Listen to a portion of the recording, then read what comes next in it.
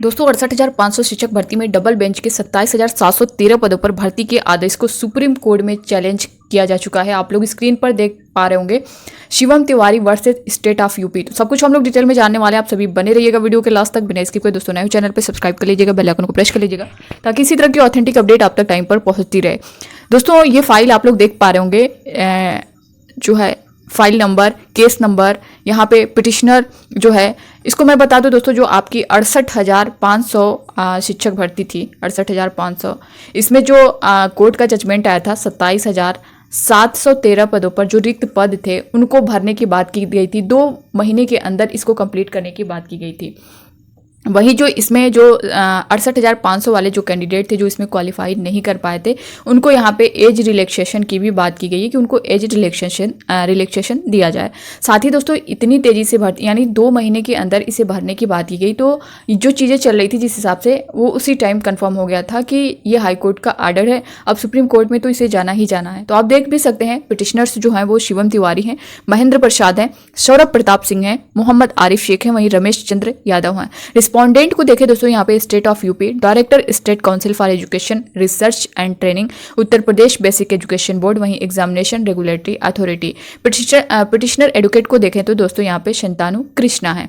तो ये यहाँ पे होना ही था, क्योंकि अगर आप देखें दोस्तों 27,713 पदों को जो भरने की बात की गई थी, अगर ये मान लीजिए इन केस अगर ये इन पदों को भरा जाता है तो पॉसिबल था, बट जो है यहाँ पे उन अभ्यर्थियों का क्या होगा जो, अगर आप देखें यूपी में 2021 के बाद से टेट कराया ही नहीं गया है, और 2017 से लेकर के जो अभ्यर्थी अभी तक शिक्षक भर्ती की राह देख रहे थे, कहीं ना कहीं ये चीज़ें देख करके 27,713 पदों पर इनको एक तरह से कहें कि खुशी देखने को मिली। वो थोड़ी कम ही सही, बट उन्हें ये तो मिला कि हाँ कुछ तो भर्ती आ रही है। बट दोस्तों यहाँ पे अगर शांत आप रहेंगे तो फिर आपको फिर वहीं से दबा दिया जाएगा।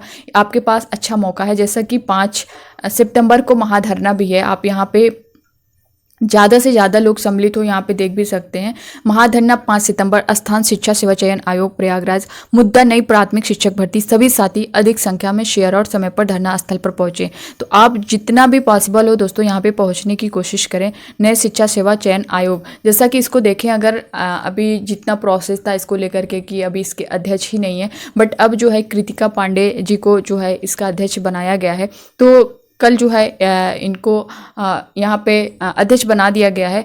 तो अब आपके लिए एक तरह से कहें कि अध्यक्ष वाला जो मामला था वो तो कंप्लीट हो गया है। अब आगे का जो प्रोसेस है वो आपको करना है। 5 सितंबर दोस्तों आपको हर हाल में वहाँ पहुँचना ही है। ज़्यादा से ज़्यादा लोग पहुँचें तभी जो है ये धरना सफल हो सकता है। यहाँ पे दोस्तों कम से कम जो 51,152 पदों का हलफनामा दिया गया था, कोर्ट में जो हलफनामा दिया गया, कम से कम इसमें अगर 27,713 पदों में प्लस 51,152 पद ऐड कर दिया जाए तब भी आपके पास अच्छी वैकेंसी देखने को मिल जाएगी। अगर आप देखें दोस्तों 2017 बैच के बाद से जितने भी बैच वाले 18, 19, 20, 21, 22 जितने भी बैच हैं दोस्तों, यहाँ पे इतने लाख अभ्यर्थी हैं। अगर आप 27,713 पद देते हैं तो ये तो उन्हीं की हो जाएगी जो 68,500 वाले क्वालिफाई नहीं कर पाए हैं। तो ये तो उन्हीं के लिए ये हो जाएगी। साथ ही आप एज रिलैक्सेशन भी दे रहे हैं, तो फिर इन फ्रेश कैंडिडेट का क्या होगा जो 5-6 सालों से भर्ती की राह देख रहे हैं और ऊपर से ये चीज़ें देखने को मिल रही हैं।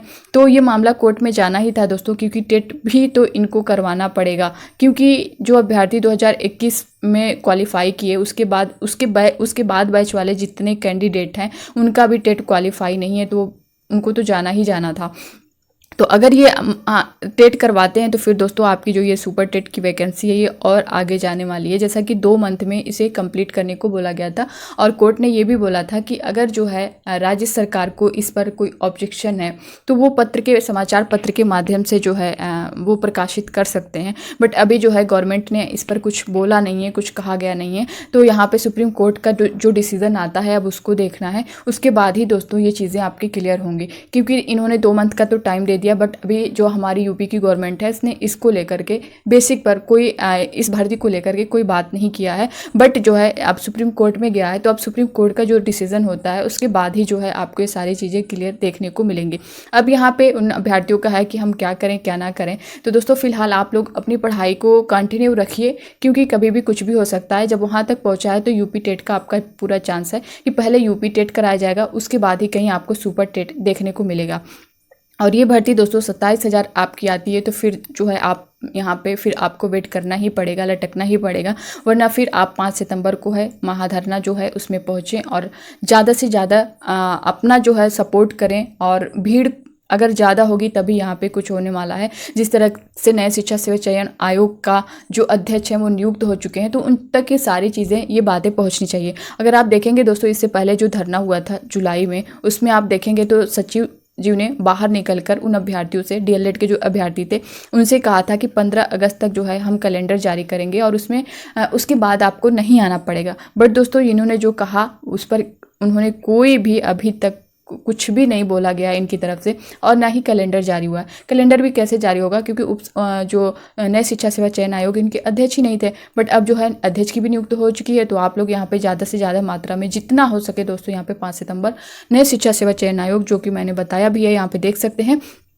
प्रयागराज पहुंचने की पूरी कोशिश करें। तभी जो है ये आपके हक में, ये आपके हक की लड़ाई है। आप नहीं लड़ेंगे तो फिर कौन लड़ेगा। यहाँ पे दोस्तों अब बीएड वाले जो कैंडिडेट हैं उनका भी कहना है क्या हम लोग सम्मिलित हो सकते हैं। दोस्तों देखिए, जो वो भर्ती थी 68,500 की, इसमें अगर देखा जाए तो ये सिर्फ इसमें डीएलएड वाले ही सम्मिलित थे। अगर हम 69,000 की बात करें तो इसमें जो बीएड और डीएलएड दोनों थे, बट इसमें जो कैंडिडेट इसके भी निकले हैं इनका भी समायोजन करना है। तो बट इसमें तो कर नहीं सकते, क्योंकि कोर्ट ने साफ तौर पर मना किया है कि आप उस भर्ती में इनको नहीं ऐड कर सकते, आप एक नई भर्ती निकालनी पड़ेगी।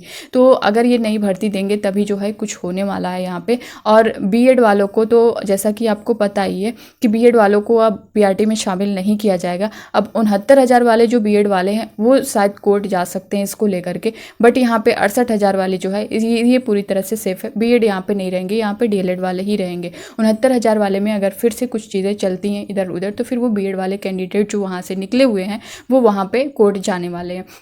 तो ये थी दोस्तों इससे रिलेटेड पूरी जानकारी जो कि मैंने आप सभी को दे दी है। बाकी अब इससे रिलेटेड आपका कुछ कहना होगा तो आप लोग कमेंट बॉक्स में कमेंट करके ज़रूर बताइएगा। बाकी आप लोग अपनी स्टडी को कंटिन्यू रखिए। टेट होगा, टेट के बाद आपका सुपर टेट पॉसिबल है, ठीक है। वरना अगर बिना टेट के भी होगा तो 2 मंथ में ये कंप्लीट करा ही लिया जाएगा। बस जैसा कि आप देख भी पा रहे होंगे कि ये जो मैटर पहुँचा है वो इसी वजह से पहुँचा है। जो कैंडिडेट जिनका टेट क्वालिफाई नहीं है उनको तो चाहिए ना टेट, क्योंकि पात्रता परीक्षा थी तो उनको पास करना ज़रूरी है। तो इस वजह से ये मामला वहाँ तक पहुँचा है। बाकी चीज़ें जो भी इससे रिलेटेड अपडेट आएगी मैं आप सभी को इन्फॉर्म कर दूंगी। बने रहिए विजडम मास्टर चैनल पर, आपको सब अपडेट जो है यहाँ पे टाइम पर मिलती रहेगी। Thank you.